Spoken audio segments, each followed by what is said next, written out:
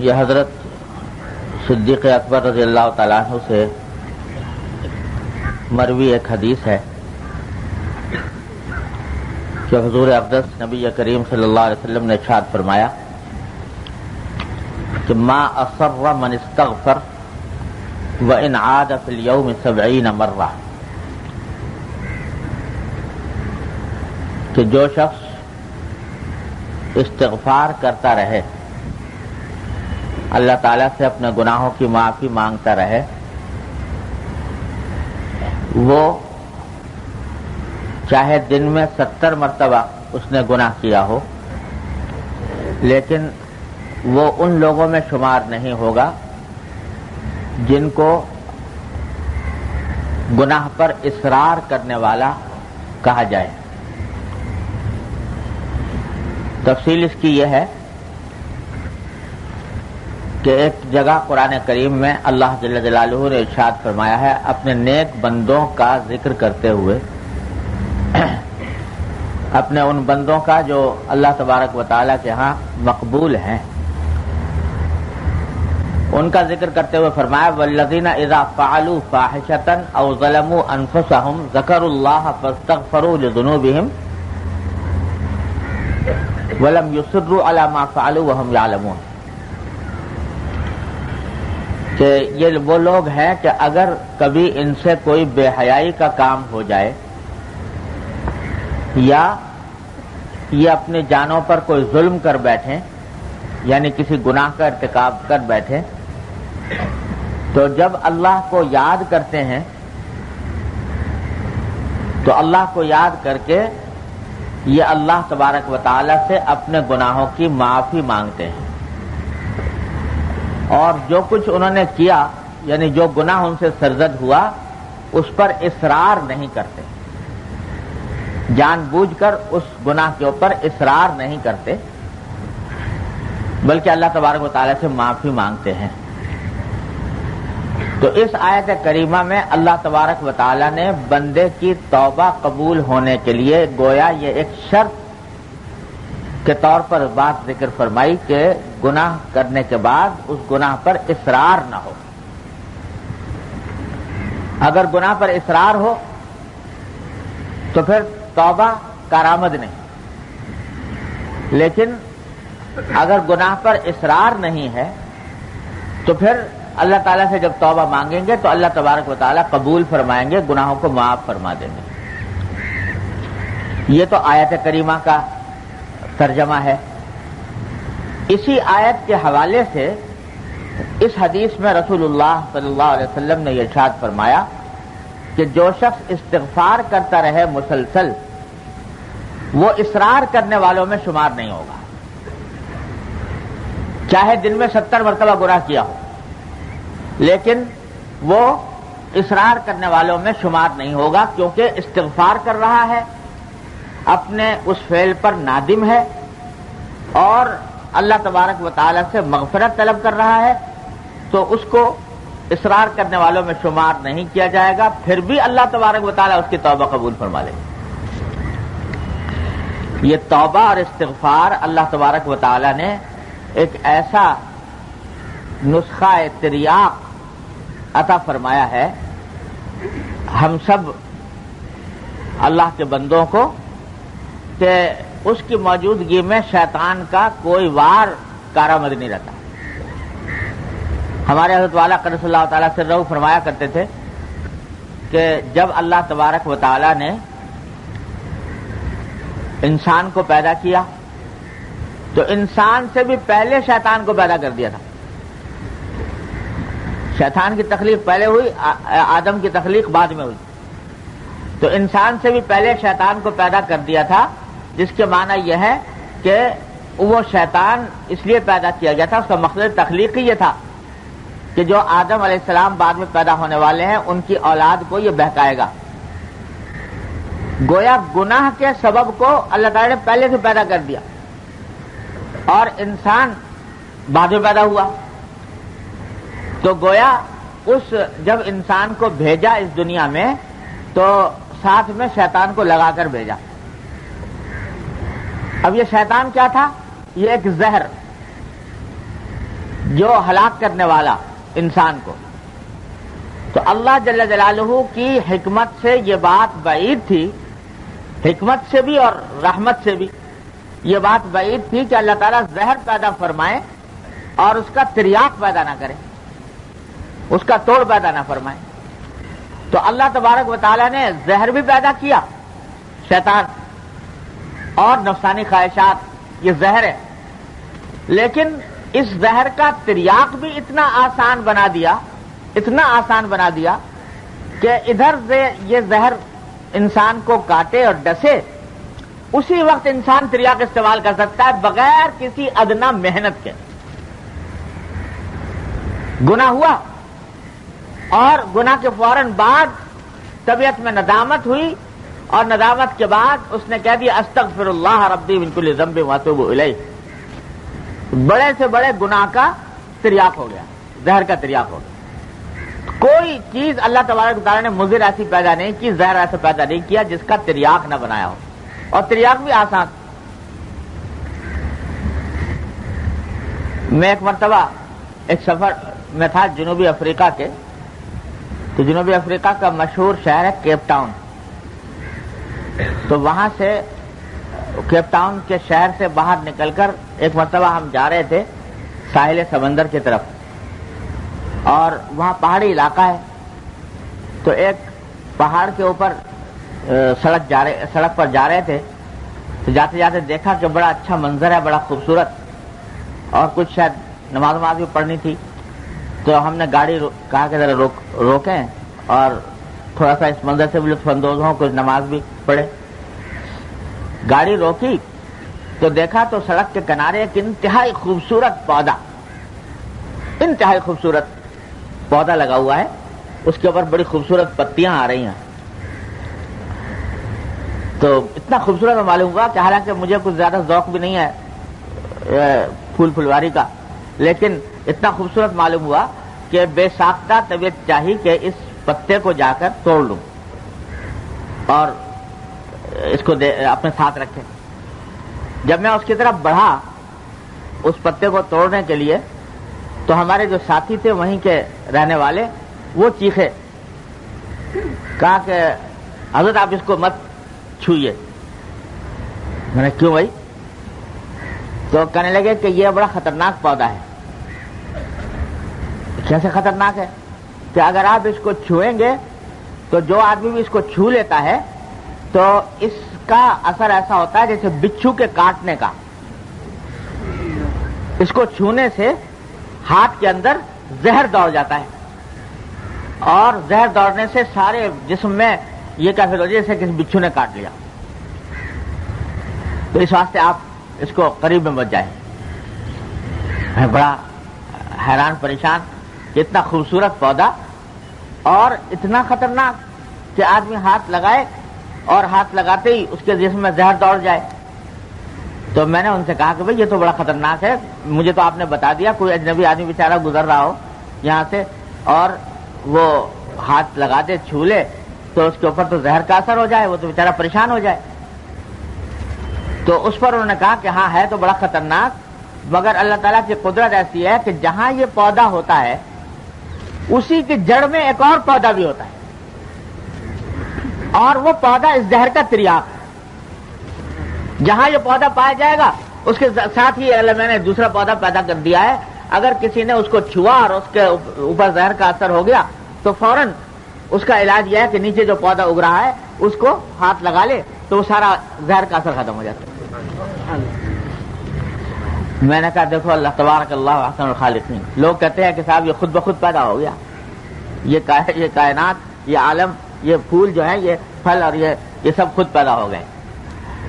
تو میں نے کہا یہ بہترین اللہ تعالیٰ نے مثال دے رکھی ہے گناہوں کی اور توبہ کی، گناہوں کی اور استغفار کی، کہ یہ گناہ جو ہیں دیکھنے میں بڑے خوش منظر، بڑا دلاویز، انسان کا دل ان کی طرف مائل ہوتا ہے، انسان کا دل اس کی طرف لپکتا ہے، لیکن خاصیت ان کی ایسی زہریلی کہ اگر ان کو آدمی کر لے، وہ گناہ کا ارتکاب کر لے، تو اس کے نتیجے میں انسان جو ہے اس کے اوپر زہر چڑھ جاتا ہے، اور ایسا زہر چڑھتا ہے کہ اللہ تعالیٰ سے محفوظ رکھے۔ لیکن ساتھ ہی اللہ تبارک و تعالیٰ نے تریاق بھی پیدا فرما رکھا ہے، اور تریاق بھی اتنا آسان، جیسے وہاں کہ تریاق کے لیے کہیں دور جانے کی ضرورت نہیں، وہیں جڑ میں نکلا ہوا ہے۔ اسی طریقے سے ہر گناہ کا تریاق اللہ تبارک و تعالیٰ نے اتنا آسان بنا رکھا ہے کہ جب چاہو، جہاں چاہو، جس طرح چاہو اس تریاق کو استعمال کر لو۔ استغفر اللہ ربی من کل ذنب واتوب الیہ، اے اللہ دل سے کہہ دو، ندامت کے ساتھ، پشیمانی کے ساتھ کہ یا اللہ یہ غلطی ہو گئی، یہ مجھ سے گناہ سرزد ہو گیا، اور آئندہ کے لیے اپنی طرف سے عزم کرتا ہوں، ارادہ کرتا ہوں جب آئندہ یہ گناہ نہیں کروں گا۔ جب ایک مرتبہ یہ دل سے کہہ دیا، اللہ تعالیٰ کی طرف رجوع ہو گئے، کتنا ہی بڑے سے بڑا پہاڑ گناہ ہو اللہ تعالیٰ نے ڈھیر کر دیا۔ اور یہ دروازہ کھلا رکھا ہے، التائب من الذنب کمن لا ذنب لہ، کہ جو ایک مرتبہ توبہ کر لے تو وہ ایسا ہو گیا جیسے کہ گناہ کبھی کیا ہی نہیں۔ اور دروازہ کھلا ہے، کب تک کھلا ہے؟ جب تک کہ سکرات الموت طاری نہ ہو جائیں، نزع کی کیفیت نہ آ جائے، اس وقت تک یہ دروازہ کھلا ہوا ہے۔ تو بھائی یہ اللہ تبارک و تعالیٰ نے استغفار اور توبہ ایسی چیز بنائی ہے کہ اس سے بڑے گناہوں کے پہاڑ جو ہے وہ منہدم ہو جاتے ہیں آن واحد۔ تو ہمارے حضرت فرماتے تھے، اللہ تعالیٰ ان کے درجات بلند فرمایا کرتے تھے کہ بھائی یہ جتنے گناہ ہیں نا، یہ بھی آخر کس نے پیدا کیے؟ پیدا کرنے والے تو اس کے اللہ جل جلالہ ہی ہے۔ خالق خیر بھی وہ ہیں، خالق شر بھی وہ ہیں۔ تو ثواب کے پیدا کرنے والے بھی وہی، عذاب کے پیدا کرنے والے بھی وہی، نیکی کے پیدا کرنے والے بھی وہی، گناہ کے پیدا کرنے والے بھی وہی۔ پیدا تو انہوں نے کیے ہیں۔ یہ پیدا جو کیے گئے ہیں یہ کوئی بغیر مصلحت اور حکمت کے نہیں کیے گئے۔ انسان کو بھیجا ہی دنیا میں اس وقت جب یہ بات طے ہو گئی کہ اس میں غلطی کرنے کی صلاحیت ہے۔ اگر غلطی کرنے کی صلاحیت نہ ہوتی تو اس کو انسان کے تخلیق کا مقصد ہی فوت تھا۔ حضرت آدم علیہ السلام کو پیدا کیا، فرشتے کہہ رہے ہیں کہ یا اللہ کس کو آپ پیدا کر رہے ہیں؟ ایک ہم ہیں کہ صبح سے لے کے شام تک تسبیح میں، تقدیس میں، آپ کی حمد و ثنا میں لگے رہتے ہیں، اور ہم کبھی گناہ کر ہی نہیں سکتے، معصیت کر ہی نہیں سکتے، نافرمانی کا تصور ہی نہیں، اور ایک ایسی مخلوق کو آپ پیدا کر رہے ہیں کہ جس کے اندر گناہ کی صلاحیت ہے، جس کے اندر فساد کی صلاحیت ہے، دنیا میں فساد پھیلانے کی صلاحیت ہے۔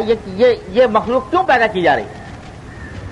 اللہ تبارک و تعالیٰ نے جواب میں فرمایا کہ انی اعلم ما لا تعلمون، تم نہیں جانتے، میں جانتا ہوں۔ اس مخلوق کو جو میں پیدا کر رہا ہوں تو میں ہی جانتا ہوں کہ یہ مخلوق کیوں پیدا کی جا رہی ہے۔ یہ اس لیے پیدا کی جا رہی ہے کہ تمہارے اندر گناہ کی صلاحیت نہیں، تم گناہ سے بچو گے تو تمہارا کوئی کمال نہیں۔ اور یہ مخلوق جو ہم پیدا کر رہے ہیں اس کے اندر ہم نے گناہ کے سارے تقاضے ودیت کیے ہیں۔ اس میں غصہ بھی ہے، اس میں شہوت بھی ہے، اس میں خواہشات نفس بھی ہیں، اس کو بھوک بھی لگتی ہے، اس کو پیاس بھی لگتی ہے، اس کے اندر سارے بشری تقاضے پیدا ہوتے ہیں۔ اور جس وقت یہ مخلوق ان سارے گناہ کے تقاضوں کو پامال کر کے ہماری عظمت کو مد نظر رکھتے ہوئے، ہمارے خوف کو مد نظر رکھتے ہوئے ان گناہوں کو چھوڑے گی تو اس وقت یہ تم سے بھی آگے نکل جائے گی، اس لیے پیدا کر رہے ہیں۔ تو آدم علیہ السلام کو پیدا کرنے کے بعد ہمارے حضرت فرماتے تھے کہ اللہ میں نے فوراً دنیا میں نہیں بھیج دیا، بلکہ پہلے جنت میں رکھا اور صرف ایک حکم کا پابند کیا، اور کوئی حکم نہیں، نہ نماز کا، نہ روزے کا، نہ زکوٰۃ کا، نہ حج کا، نہ تسبیح کا، نہ تقدیس کا، نہ کچھ۔ ایک حکم کیا کہ اس درخت کے پاس مت جانا، لا تقربوا هذه الشجرة، بس ایک حکم دیا۔ تو کیا ہوا؟ آزمانا یہ تھا کہ آیا یہ ہو گئی اس میں صلاحیت پیدا دنیا میں جانے کی کہ نہیں۔ جب وہ درخت کھا لیا اور درخت کھا کے غلطی ہو گئی، اور غلطی ہونے کے بعد پشیمانی ہوئی کہ اللہ یہ کیا ہو گیا، اور یہ بھی پتہ نہیں کہ اس پشیمانی کی حالت میں اس غلطی کا مداوع کیسے ہو، کیسے علاج کروں، کیا اس کا تدارک کیسے ہو۔ اس بے بسی کے عالم میں کہ یا اللہ یہ ہو گیا، اب ندامت ہے، شرم ہے، افسوس ہے، صدمہ ہے، یہ سب کچھ ہے، پتہ نہیں چل رہا کہ اب کیا کریں. تو اللہ تعالیٰ فرماتے ہیں چلو ہم تمہیں بتاتے ہیں کیا کرو.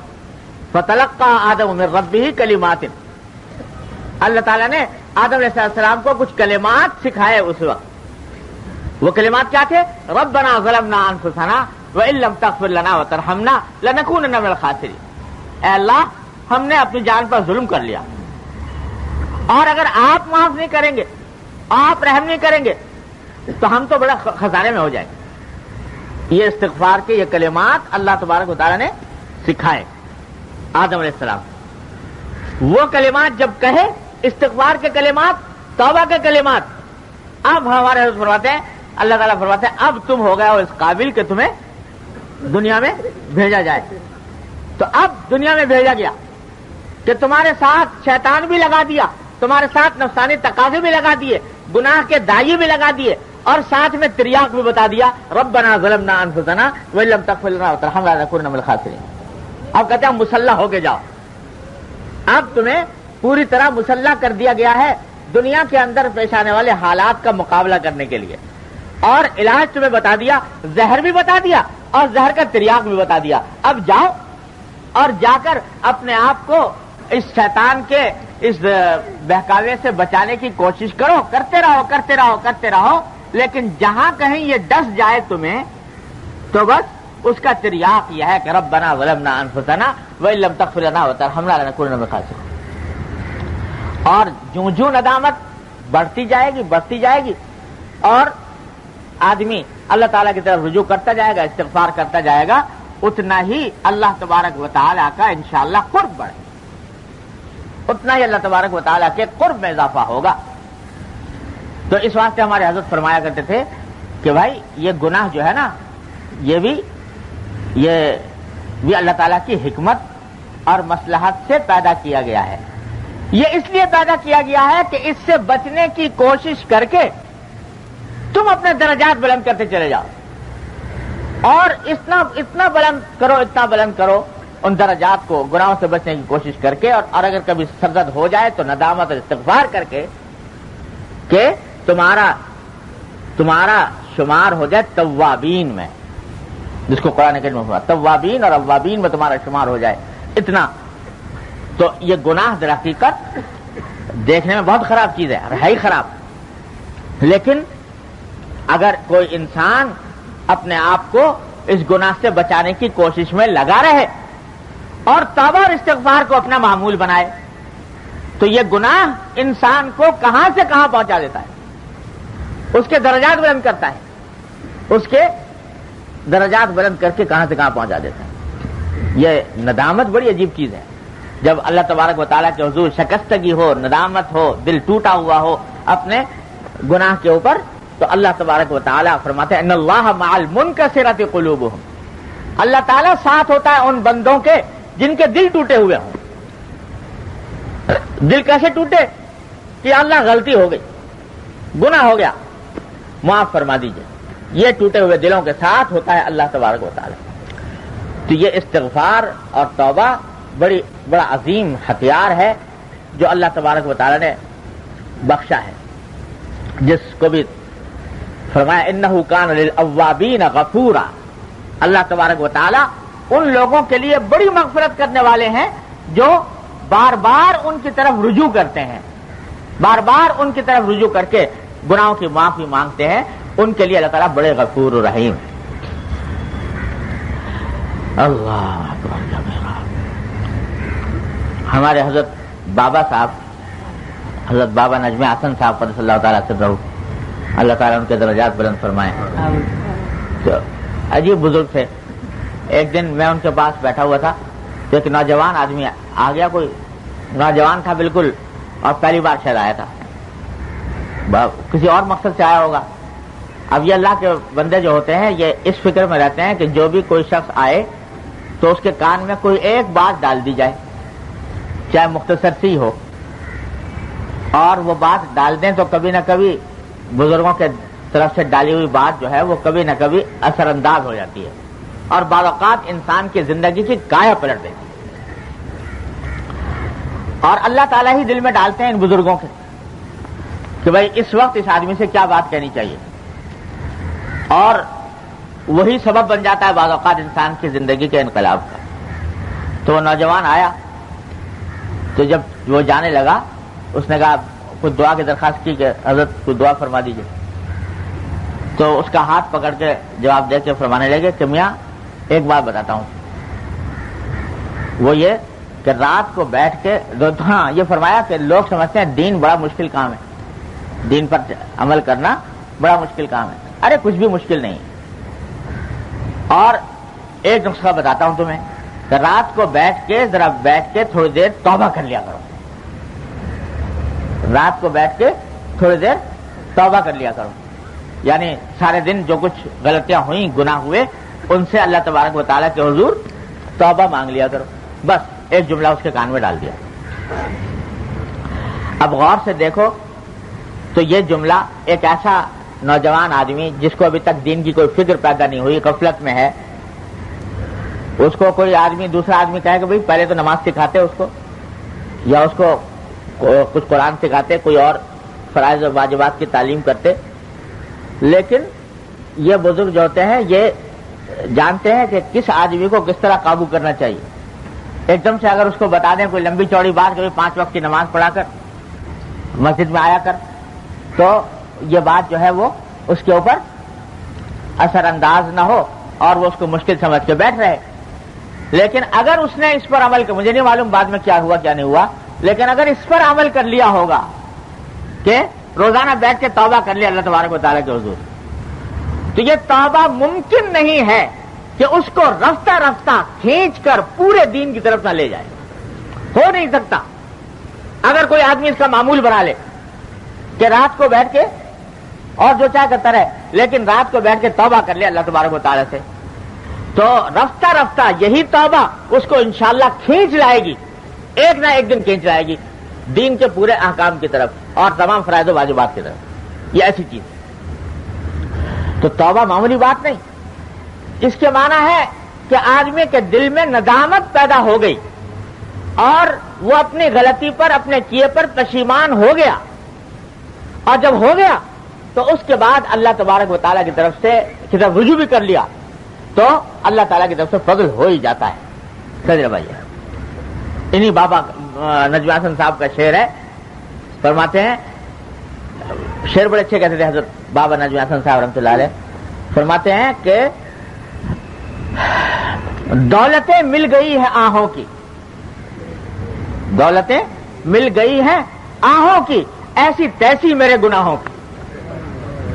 یعنی اللہ تبارک و تعالیٰ نے مجھے یہ آہوں کی دولت عطا فرما دی کہ دل میں آہ اٹھ رہی ہے, اللہ تبارک و تعالیٰ کے سامنے ندامت اور شمشاری پیدا ہو رہی ہے اور آہیں پیدا ہو رہی ہیں, اللہ تبارک و تعالیٰ کے سامنے کے حضور اس طرف رجوع کرنے کی توفیق ہو رہی ہے.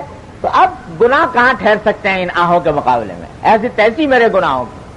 اب یہ گناہ کوئی نقصان نہیں پہنچا سکتے, اس واسطے کہ جب اللہ تعالیٰ کے حضور آہ کے ساتھ, آہ زاری کے ساتھ انسان متوجہ ہو گیا استغفار اور توبہ کی طرف, تو کوئی گناہ اس کے آگے ٹک نہیں سکتا, ٹھہر نہیں سکتا انشاءاللہ. تو یہ ہے در حقیقت کہ استغفار اور توبہ کا مقام.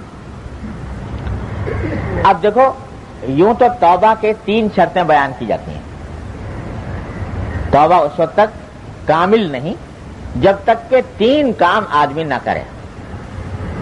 سب سے پہلا کام اپنے کیے پر ندامت, شرمندگی, کہ جو میں نے کیا اس پر میں شرمندہ ہوں.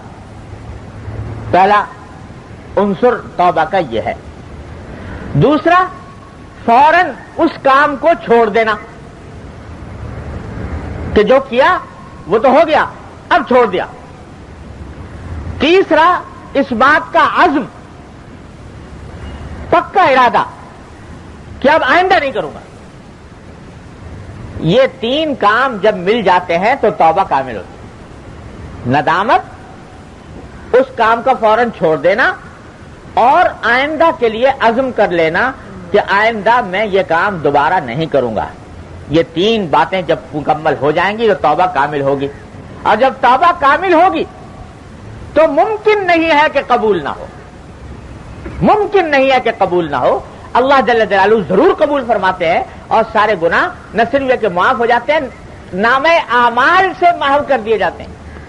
یہ بھی سمجھ لو، یہ بھی نہیں ہے کہ صرف معاف ہو گئے، اللہ میں نے معاف کر دیا، لکھے ہوئے تو ہیں تمہارے نامہ اعمال میں، لیکن یہ کہ چلو ہم تمہیں اس کا سزا نہیں دیں گے، عذاب نہیں دیں گے، نہیں نہیں، اللہ تعالیٰ کی رحمت فرماتی ہے کہ ہم نے تمہارے نامہ اعمال سے معاف کر دیے۔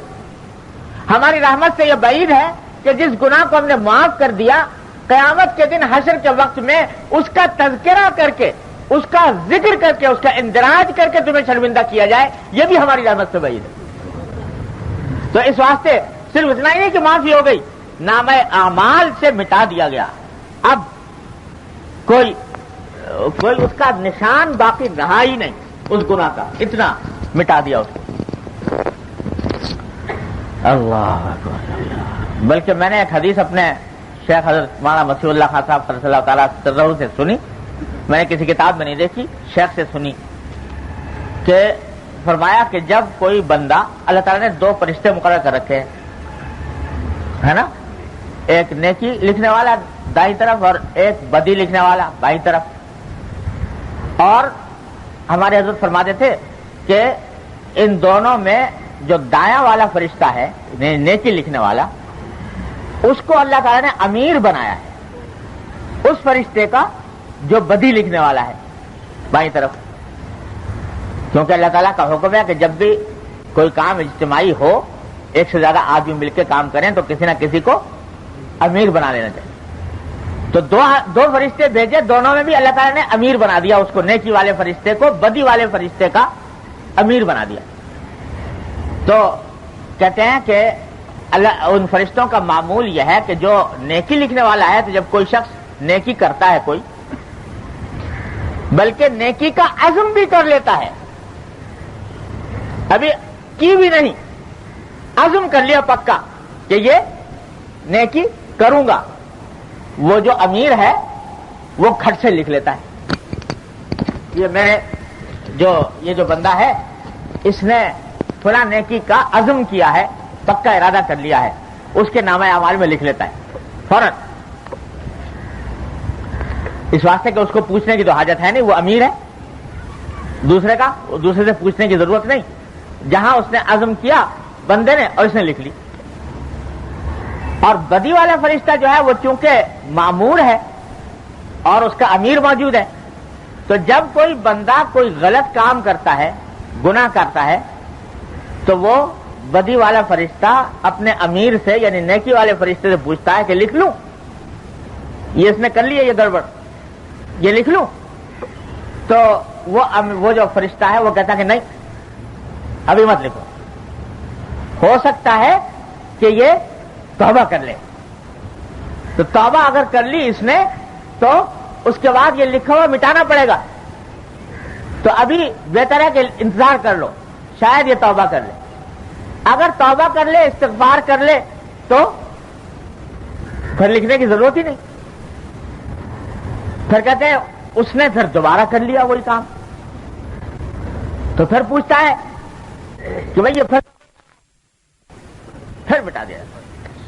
یہ ہے جو اللہ تعالیٰ فرماتا ہے ما یفعل اللہ بعذابکم ان شکرتم وآمنتم، ارے اللہ میاں کیا کریں گے تمہیں عذاب دے کر اگر تم ان کے شکر کرتے رہو اور ان پر ایمان لاتے رہو، ایمان کے تقاضوں پر عمل کرتے رہو۔ اللہ تعالیٰ یہ الفاظ استعمال کر رہے ہیں، ما یفعل اللہ بعذابکم، اللہ تعالیٰ تمہیں عذاب دے کر کیا کریں گے اگر تم شکر گزار بنے رہو اور ایمان کا معاملہ، ایمان کے تقاضوں پر عمل کرتے رہو۔ ہم تو اتنا تمہیں ڈھیل دیتے ہیں، اتنی تمہیں مہلتیں دیتے ہیں، اتنا تمہارا خیال کرتے ہیں کہ تمہاری بدیوں کو لکھواتے بھی نہیں، اور لکھی بھی گئی ہوں تو ایک مرتبہ استغفر اللہ کہنے سے مٹا دیتے ہیں تمہاری بدیوں کو۔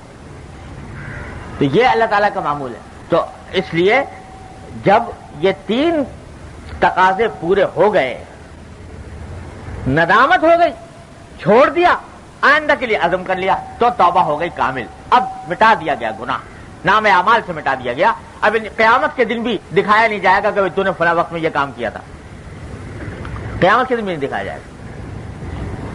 اللہ مٹا دیا. لیکن یہ 3 تقاضے ضروری ہیں. تو بابا ہی کی بات یاد آ گئی. حضرت بابا نجم حسن صاحب رحمۃ اللہ علیہ کہ اللہ تعالیٰ ان کے درجات بلند فرمائے. ہم نے کتابوں میں پڑھا ہوا تھا کہ توبہ جو ہے یہ تینوں تقاضے جب تک پورے نہ ہوں اس وقت تک توبہ جو ہے وہ کامل نہیں ہوتی.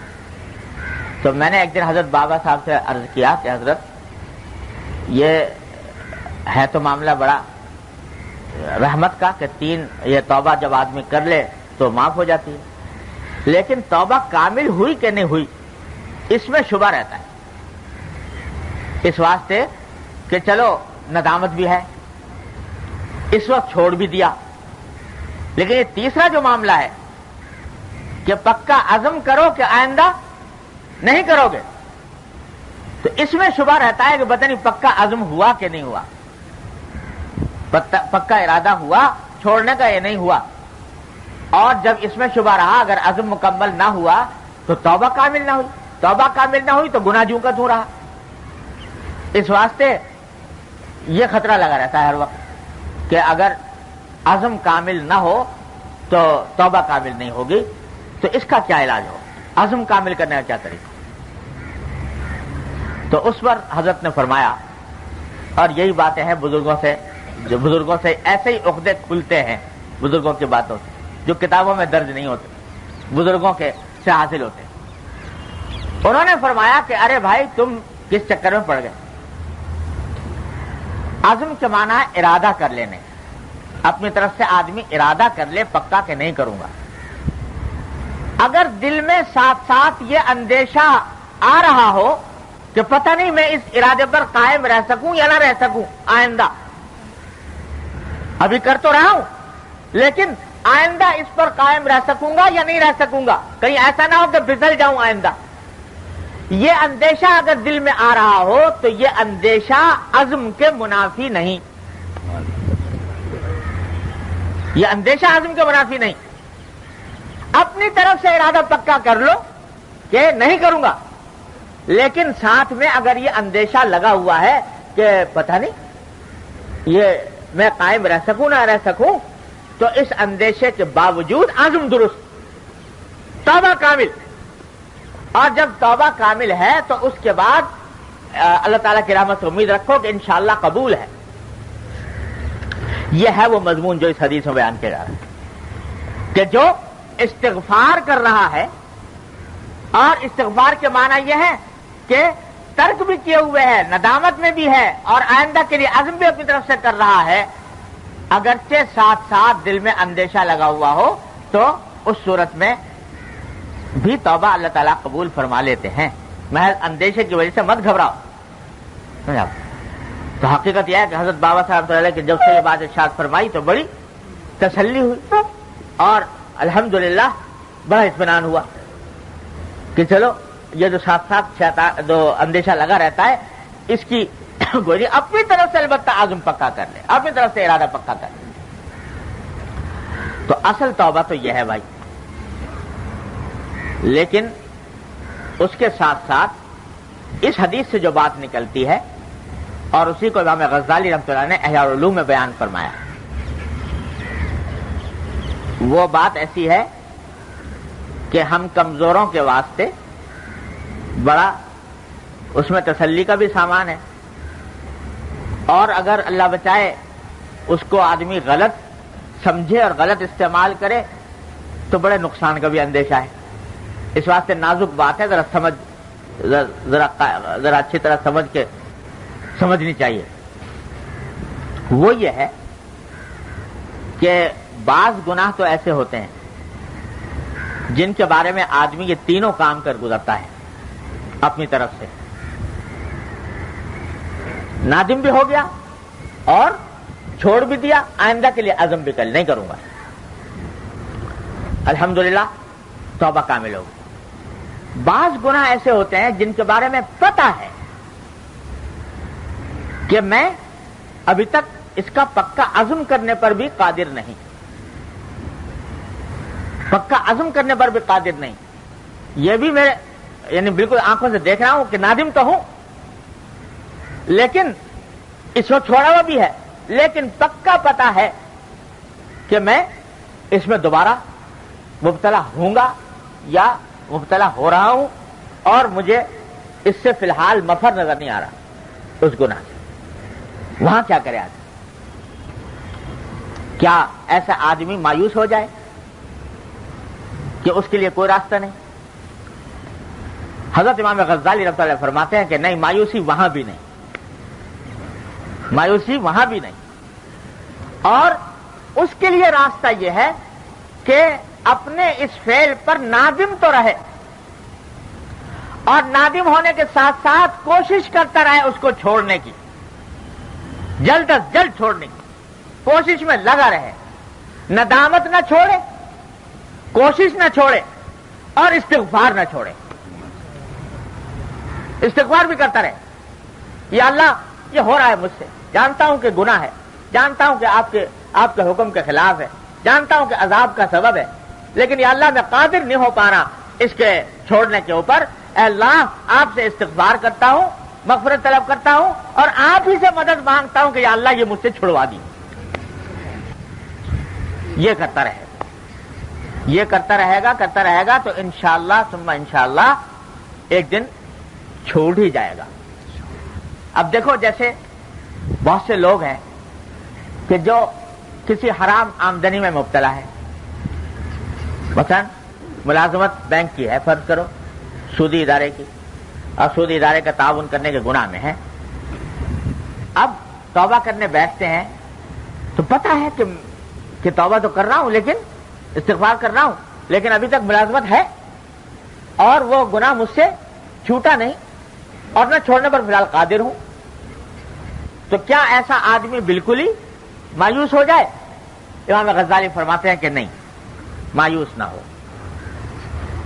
گناہ کو گناہ سمجھتے رہو، یا اللہ ہے یہ گناہ، یہ ملازمت ہے ناجائز اور گناہ کا کام، میں اس پر نادم بھی ہوں، شرمسار بھی ہوں، اور اس کو چھوڑنا بھی چاہتا ہوں، لیکن یا اللہ چھوٹ نہیں رہی، استغفار کرتا ہوں آپ کی بارگاہ میں، استغفر اللہ ربی من کل ذنب، اور ساتھ میں آپ سے دعا کا طلبگار ہوں کہ یا اللہ مجھ سے چھڑوا دیجیے، اور کوشش میں لگ جائے کوئی دوسری ملازمت تلاش کرنے کی۔ اسی لیے ہمارے بزرگوں نے یہ نہیں فرمایا کہ فوراً چھوڑ دے، فرمایا پہلے کوئی دوسری ملازمت تلاش کرے، جائز حلال دوسرا روزگار، البتہ تلاش اس طرح کرے جیسے بے روزگار آدمی تلاش کرتا ہے، یہ نہیں کہ اپنا آرام سے گھر میں بیٹھا ہے کہ جب کوئی نظر آئے گی تو اس وقت دیکھ لوں گا، نہیں، اس طرح تلاش کرے جیسے ایک بے روزگار آدمی تلاش کرتا ہے، تلاش کرتا رہے اور ساتھ میں استغفار کرتا رہے اور اس گناہ کو گناہ سمجھتا رہے، اس کے بعد جب اللہ تعالیٰ موقع عطا فرمائے تو چھوڑ دے۔ تو یہ امام غزالی رحمۃ اللہ فرماتے ہیں کہ یہ اس کے بارے میں بھی امید ہے اللہ تعالیٰ کی رحمت سے کہ انشاءاللہ اس کے لیے راستہ نکل جائے گا، لیکن یہ کام تین نہ چھوڑے، ندامت، استغفار اور کوشش اس سے بچنے کی، یہ تین کام نہ چھوڑے تو انشاءاللہ کبھی نہ کبھی نکل جائے گا۔ بلکہ ہمارے حضرت تو یوں فرمایا کرتے تھے، ہمارے حضرت ڈاکٹر صاحب قدس اللہ تعالیٰ سے اللہ تعالیٰ ان کے درجات بلند فرمائے، یعنی بھائی جو ایسے کسی گناہ میں مبتلا ہو تو اللہ میاں سے دل کھول کے باتیں کر لیا کرے، اور کیا کرے کہ یا اللہ اس میں مبتلا ہوں، چھوڑنا چاہتا ہوں، کوشش کر رہا ہوں، لیکن ابھی تک ہمت نہیں پیدا ہوئی اور ابھی تک اس میں کامیابی نہیں ہو رہی، یا اللہ یا تو ایسی ہمت پیدا فرما دیجئے کہ میں چھوڑ دوں، یا پھر مجھ سے مواخذہ نہ فرمائیے، یا پھر مجھ سے مواخذہ نہ فرمائیے، مجھے بس عذاب نہ دیجیے اس کے اوپر، دونوں میں سے ایک کام کر دیجیے۔ کہنے عاطف میں اللہ میں سے کھل کے کیوں نہیں کہتے؟ کھل کے بات کرو کہ یا اللہ یہ ہے اور اس کے اندر مجھے ان دونوں میں سے کوئی ایک راستہ پیدا کر دیجیے۔ جو اللہ تبارک و تعالیٰ سے اس طرح رجوع کرے گا چھوڑ دیں گے اللہ تعالیٰ اس کو، مایوس کریں گے اس کو، بے یار و مددگار چھوڑیں گے، کبھی نہیں ہو سکتا کہ اللہ تبارک و تعالیٰ اس کو چھوڑ دے بے یار و مددگار۔ اللہ تبارک و تعالیٰ یا تو چھڑوائیں گے یا انشاءاللہ وہاں پر مغفرت کا معاملہ فرمائیں گے۔ یہ ہے حدیث کا مفہوم کہ ما اصر من استغفر، جو شخص استغفار کرتا ہو وہ اصرار کرنے والوں میں شمار نہیں۔ وَإِنْ عَادَ فِي الْيَوْمِ 70 مرہ، اگرچہ ایک دن میں 70 مرتبہ وہ گناہ کر رہا ہو، لیکن ساتھ میں استغفار بھی کرتا جا رہا ہے اور اللہ تعالیٰ سے مانگتا بھی جا رہا ہے, کوشش میں بھی لگا ہوا ہے, تو انشاءاللہ اللہ تعالیٰ اس کو محروم نہیں فرمائیں گے. یہ ہے مفہوم حدیث کا. اللہ تعالیٰ اپنی رحمت سے ہمیں سب کو اس کی توفیق عطا فرمائے. لا الہ الا اللہ.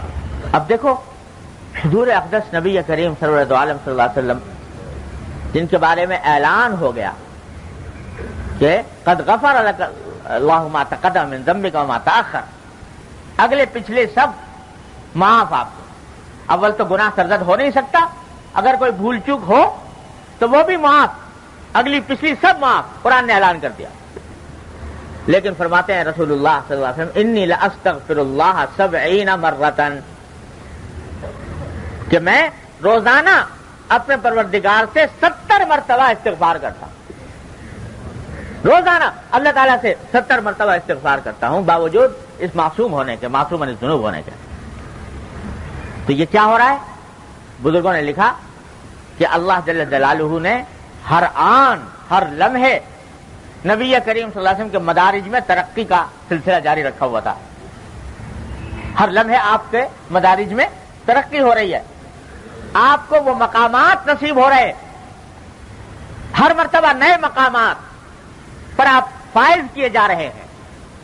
تو جب بھی آپ کسی نئے مقام پر فائز کیے جاتے ہیں, نیا مرتبہ حاصل ہوتا ہے, تو جو پچھلا مرتبہ تھا نا, وہ اس مقام پر پہنچنے کے بعد حضرت صلی اللہ علیہ وسلم کو ایک غلطی نظر آتا ہے کہ یہ مقام جو تھا, جو پہلے تھا, یہ گویا ایک غلطی تھی, ایک نقص تھا, وہ نظر آتا ہے. اس پر حضرت صلی اللہ علیہ وسلم استغفار فرماتے ہیں, استغفر اللہ 70 مرۃ, 70 مرتبہ استغفار کرتا. تو بتایا جا رہا ہے کہ استغفار صرف گناہ سے نہیں ہے, استغفار صرف گناہ سے نہیں ہے, استغفار ہر نقص سے ہے, ہر کوتاہی سے ہے, چاہے وہ کوتاہی درجہ گناہ میں نہ ہو, اس سے بھی استغفار ہے. اور اسی وجہ سے کیا فرمایا گیا, حدیث میں آتا ہے کہ جب نبی کریم سرور عالم صلی اللہ علیہ وسلم جب نماز سے فارغ ہوتے, سلام پھیرنے کے بعد کیا فرماتے تھے؟ استغفر اللہ 3 مرتبہ, استغفر اللہ استغفر اللہ استغفر اللہ 3 مرتبہ فرماتے تھے ہر نماز سے فارغ ہونے کے بعد. اب دیکھو, کوئی گناہ کیا تھا جس سے استغفار کیا جا رہا ہے. نماز اعظم ارکان, دین کا ستون, اتنی فضیلت بھری ہوئی عبادت, اس کی ادا کرنے کے بعد استغفار فرما رہے ہیں, استغفر اللہ استغفر اللہ استغفر اللہ. کیوں؟ اس لیے کہ یا اللہ نماز تو پڑھ لی, لیکن جیسا آپ کی عبادت کا حق تھا اس کا 1,00,000واں حصہ بھی ادا نہیں ہو پایا. جو آپ کی عبادت کا حق تھا, جیسی نماز پڑھنی چاہیے تھی, جیسی آپ کی عبادت کرنی چاہیے تھی, وہ ادا نہیں ہو پائی. تو چاہے کہ بھائی یہ جو نماز پڑھتے ہو اس کو ناقدری مت کیا کرو. یہ جو لوگ کہتے ہیں کہ صاحب ٹکریں مار دی ہم نے اور ہم اٹھک بیٹھک کر رہے ہیں, ہمارے حضرت اس کو بڑا ناپسند کرتے تھے کہ یہ الفاظ استعمال کرنا یہ نماز کی توہین ہے. ارے اللہ کی اس توفیق کا شکر ادا کرو کہ اس نے اپنی بارگاہ میں آنے کا موقع عطا فرمایا. کتنے ہیں جو اس نعمت سے محروم ہیں, کتنے ہیں جو اس نعمت سے محروم ہیں. پہلے اس کا شکر ادا کرو کہ اس نے یہ توفیق عطا فرمائی اپنے بارگاہ میں آنے کی, اور یہ اللہ تعالیٰ کا کرم ہے کہ اس نے آنے کی توفیق دے دی. اور جو کچھ اس کوتاہی ہوئی ہے اپنی, تو اس کوتاہی پر استغفار کرو. یا اللہ جیسی نماز پڑھنی چاہیے تھی نہیں پڑھی گئی, استغفر اللہ, اللہ میں استغفار کرتا ہوں. تو جب یہ 2 کام کر لیے, اللہ کی توفیق پر شکر اور اپنی کوتاہی پر استغفار, تو انشاءاللہ نماز مقبول ہے, نماز مقبول ہے, اس میں شک نہ کرو, اللہ کے یہاں انشاءاللہ مقبول ہے. حضرت حاجی صاحب رحمۃ اللہ علیہ کا مقولہ حضرت حکیم الامت قدس اللہ تعالیٰ سرہ نے نقل فرمایا, بڑی تسلی کا مقولہ, ہمارے آپ کے لیے بڑی تسلی کا سامان. فرمایا کہ جب اللہ تبارک و تعالیٰ ایک عبادت کرنے کے بعد دوبارہ اس عبادت کی توفیق عطا فرما دیں تو سمجھ لو کہ پہلی عبادت قبول ہو گئی. کیوں؟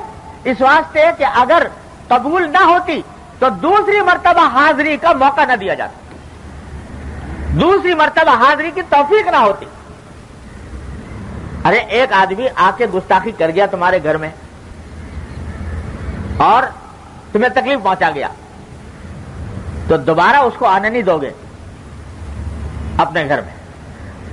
تو اس واسطے اگر وہ پہلی عبادت قبول نہ ہوتی تو دوسری مرتبہ اللہ تعالیٰ کی بارگاہ میں آنے کا موقع ہی نہ دیتے۔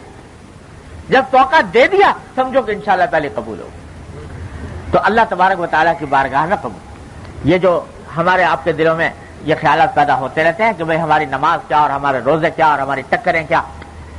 ارے بھائی ہمارے حضرت فرماتے ہیں ہر وقت اپنا مراقبہ کیوں کرتے ہو؟ اپنا ہی کیوں دیکھتے رہتے ہو کہ میں نے کیسے کیا، میں نے کیسے کیا، میں نے کیسے کیا؟ ارے اللہ کو دیکھو، اللہ تعالیٰ کو دیکھو کہ انہوں نے تمہیں توفیق دی اس یہاں پر آنے کی، اور جو کوتاہی ہوئی ہے اس پر استغفار کرو اللہ تبارک و تعالیٰ سے، بس اللہ اللہ خیر صلی اللہ، بات ختم ہوگی۔ ایک صاحب ایک مرتبہ آئے حضرت کی خدمت میں، آ کر عرض کرنے لگے کہ حضرت بس کیا بتائیں سجدہ ہمارا کیا اور نماز کیا؟ سجدہ جب کرتے ہیں تو کیا سجدہ ہمارا؟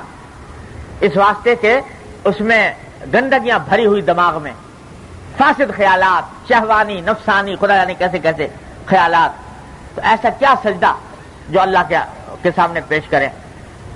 تو اس کا ہر وقت مجھے فکر رہتی ہے کہ یہ سجدہ کسی لائق نہیں۔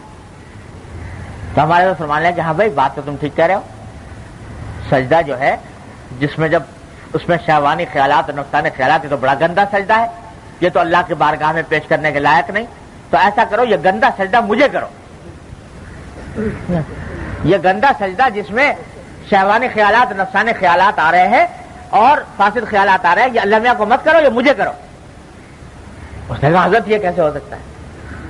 اس نے کہا بھائی کیوں نہیں، جب گندا ہے تو گندا سجدہ تو اللہ میاں کے لائق نہیں، مجھے کرو۔ تو کہتے حضرت یہ تو کہا اگر یہ نہیں ہو سکتا تو پتہ چل گیا کہ یہ سجدہ، یہ پیشانی سوائے ایک بارگاہ کے کہیں اور ٹک نہیں سکتی، یہ سجدہ اسی کے لیے۔ اور اس سجدے کی ناقدری کر کے یہ کہو کہ یہ ٹکر ہے اور یہ بیکار سجدہ ہے، فاسد سجدہ ہے، یہ سجدہ بڑی نعمت ہے، یہ بڑی نعمت ہے۔ یہ جو پیشانی ٹیکنے کی توفیق ہو رہی ہے اس نعمت پر اللہ تعالیٰ کا شکر ادا کر، اور یہ جو خیالات فاسد آ رہے تو اس کے لیے کرو استغفار اللہ تعالیٰ سے، یا اللہ آپ سے معافی مانگتے ہیں، استغفار کرتے ہیں۔ تو اس وجہ سے نماز کے ختم پر فرمایا گیا کہ استغفر اللہ استغفر اللہ استغفر اللہ، 3 مرتبہ فرما دیتے رسول اللہ صلی اللہ علیہ وسلم۔ یہ تلقین فرمائی گئی، سنت ہے یہ نماز کے بعد، ہر ایک آدمی کیا کرو نماز کے، ہر نماز ختم ہونے کے بعد استغفر اللہ استغفر اللہ استغفر اللہ، اور یہ سوچ کے کرو، استغفر اللہ کرو یہ سوچ کر کہ جو کچھ نماز میں کوتاہیاں ہوئی ہے، اور اپنی طرف سے تو کوتاہیاں ہی کوتاہیاں ہیں، عطا تو ان کی طرف سے ہے، توفیق ان کی طرف سے ہے، اپنی طرف سے تو کوتاہیاں ہی کوتاہیاں ہیں، ان کوتاہیوں پر میں استغفار کر رہا ہوں، اللہ تعالیٰ سے معافی مانگ رہا ہوں، یہ سوچ کے کرو استغفار۔ انشاءاللہ فرماتے ہیں کہ انشاءاللہ وہ جب استغفار قبول ہوگا تو نماز بھی قبول ہوگی، اور نماز کی جو فضائل ہیں انشاءاللہ وہ سارے حاصل ہوں گے اللہ نے چاہا۔ ہمارے فرماتے ہیں کہ 2 کام کرو، ایک الحمدللہ، ایک استغفر اللہ۔ الحمدللہ کہو اس پر کہ اللہ آپ نے توفیق دے دی نماز، اور استغفر اللہ کہو ان کوتاہیوں پر جو ہم سے سرزد ہوئی اس نماز کے اندر، انشاءاللہ قبول ہے اللہ تبارک و تعالیٰ کے ہاں۔ تو ایک تو یہاں استغفار کرنے کا حکم قرآن شریف میں فرمایا، نیک بندوں کا ذکر کرتے ہوئے فرمایا کہ رات کو یہ نیک بندے اللہ کی بارگاہ میں کھڑے ہو کر عبادت کرتے ہیں، کانوا قلیلا من اللیل ما یہجعون، رات کو بہت کم سوتے ہیں، یعنی ساری رات عبادت کر رہے ہیں اللہ تعالیٰ کی، اللہ تعالیٰ سے عرض و نیاز کر رہے ہیں، عبادت میں مشغول ہیں، لیکن وبالاسحار هم یستغفرون، اور جب سحری کا وقت ہوتا ہے تو اس پر استغفار کرتے ہیں۔ حضرت عائشہ صدیقہ رضی اللہ تعالیٰ نے پوچھا حضرت صلی اللہ علیہ وسلم سے کہ یا رسول اللہ یہ استغفار کیسا ہے؟ ساری رات تو عبادت کرتے رہے، صبح کو استغفار، تو آیا وہ گناہوں سے استغفار کرتے ہیں؟ تو حضرت صلی اللہ علیہ وسلم نے جواب میں فرمایا کہ نہیں، گناہوں سے نہیں، اپنی اس عبادت سے استغفار کرتے ہیں. جو رات کے وقت میں عبادت کی اس سے استغفار کرتے ہیں، یعنی اس عبادت میں جو نقص رہا، جو کوتاہی رہی، جو حق ادا نہ ہو سکا، اس سے استغفار کرتے ہیں. وَبِالْأَسْحَارِ هُمْ يَسْتَغْفِرُونَ کہ ما عبدناک حق عبادت، اے اللہ آپ کی عبادت کا حق تو ہم سے ادا نہ ہو. کون کہہ رہا ہے؟ سید الاولین والآخرین صلی اللہ علیہ وسلم فرما رہے ہیں کہ ما عبدناک حق عبادتک ما عرفناک حق معرفتک، اے اللہ آپ کی عبادت کا حق ہم سے ادا نہ ہوا، آپ کی معرفت کا حق ہم سے ادا نہ ہوا. تو یہ استغفار صرف گناہوں سے نہیں ہے، ہر نیک عمل میں جو کوتاہی رہ گئی ہے اس سے ہے. جب بھی کسی اپنی کوتاہی کا احساس ہو، خیال آئے، استغفار، چاہے وہ کوتاہی بدرجہ گناہ نہ پہنچتی ہو، گناہ کے درجے میں نہ پہنچتی ہو، تب بھی اس کے اوپر استغفار کرو اور کرتے رہو.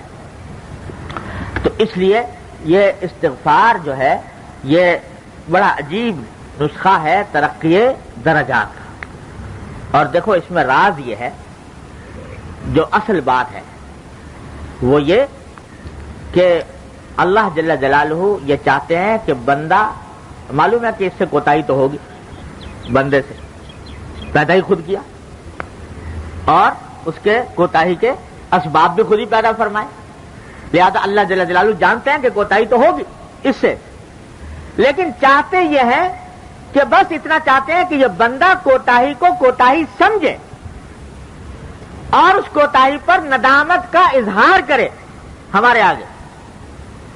یہ کام اگر کر لے گا تو انشاءاللہ یا تو کوتاہی سے آگے بچ جائے گا اور یا پھر اللہ تعالیٰ معاف فرمائیں گے انشاءاللہ. خراب چیز جو ہے، جو اللہ جل جلالہ جس سے بچائے، اللہ تعالیٰ ہم سب کو بچائے، وہ ہے گناہ کو گناہ نہ سمجھنا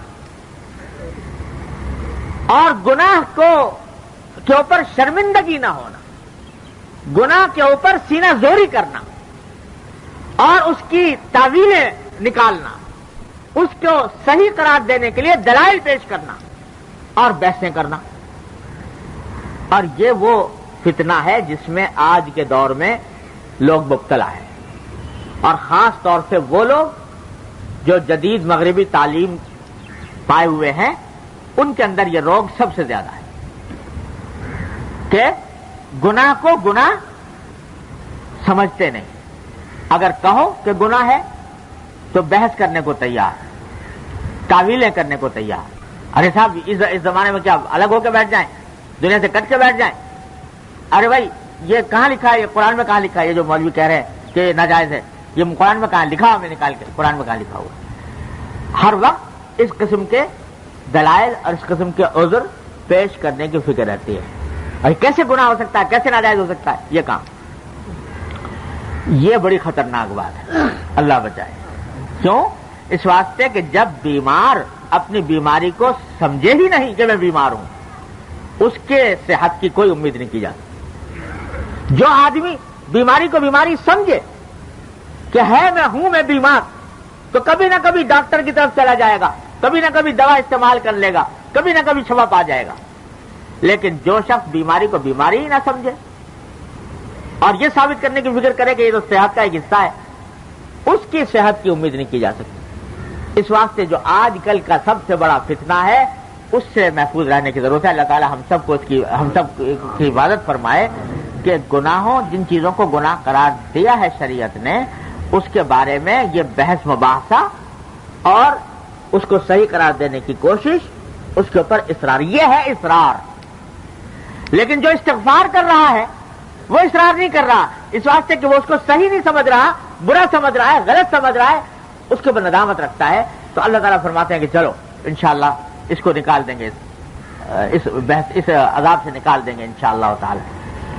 تو جو سبق ملا حدیث سے وہ یہ کہ بھائی آدمی کوشش میں تو لگا رہے مسلسل کہ کوئی گناہ سرزد نہ ہو، حتی الامکان پوری کوشش کرے. اور اللہ تعالیٰ نے کسی بھی ایسے عمل کو گناہ قرار نہیں دیا جس سے بچنا انسان کے اختیار میں نہ ہو. انسان کے اختیار میں اللہ تعالیٰ سب جانتے ہیں اس میں طاقت ہے بچنے کی، تو اس واسطے اس کا حکم دیا ہے کہ بچو اس سے. اگر طاقت میں نہ ہوتا بچنے کا حکم نہ دیتے. اس واسطے طاقت میں ہے. جب طاقت میں ہے تو اختیار کو استعمال کرو, ہمت کو کام میں لاؤ اور گناہ سے بچو. لیکن اگر کہیں پھسل گئے, مجبوری ہو گئی, تو اس کے اوپر سینہ زوری کرنے کے بجائے استغفار, اللہ تعالیٰ کی طرف رجوع اور اس پہ اصرار نہ کرنا. یہی حدیث کا پیغام ہے. اللہ تبارک و تعالیٰ اپنی رحمت سے, اپنے فضل و کرم سے ہم سب کو اس کی توفیق عطا فرمائے. ہے وقت ابھی کچھ نہیں, 5 منٹ وقت. چلیے پھر انشاءاللہ اللہ تبارک و تعالیٰ عمل کی توفیق عطا فرمائے. اللهم صل علی سیدنا مولانا محمد وعلی آل محمد كما صليت على ابراهيم وعلى ال ابراهيم انك حميد مجيد. ربنا ظلمنا انفسنا وان لم تغفر لنا وترحمنا لنكونن من الخاسرين. ربنا ظلمنا انفسنا وان لم تغفر لنا وترحمنا لنكونن من الخاسرين. ربنا ظلمنا انفسنا وان لم تغفر لنا وترحمنا لنكونن من الخاسرين. ربنا آتنا في الدنيا حسنة وفي الآخرة حسنة وقنا عذاب النار. یا ارحم الراحمین, اپنے فضل و کرم سے ہمارے تمام گناہوں کو معاف فرما.